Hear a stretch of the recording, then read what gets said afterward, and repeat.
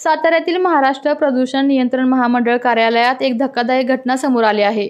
भर दुपारी कार्यालयातील सर्व खुर्च्या रिकाम्या होत्या, मात्र केबिनमध्ये भरधाव वेगाने पंखे चालू होते।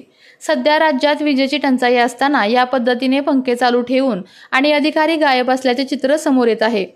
सोशल मीडियावर व्हायरल झालेल्या व्हिडिओमध्ये कार्यालयात कोणतीही उपस्थिती नसताना पंखे वेगाने चालू असलेले दिसत आहेत, ज्यामुळे शासनाच्या पैशाचा अपव्यय होतोय अशी टीका केली जात आहे।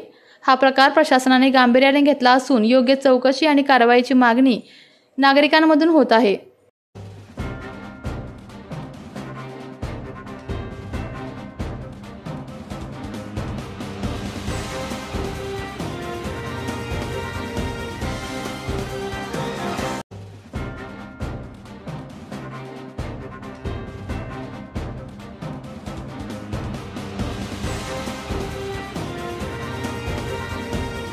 आपल्या तालुक्यातील जिल्ह्यातील बातम्या सर्वप्रथम पाहण्यासाठी आजच सातारा न्यूजला YouTube चॅनलवर सबस्क्राइब करा, लाईक करा, शेअर करा आणि बेल आयकॉन प्रेस करायला विसरू नका।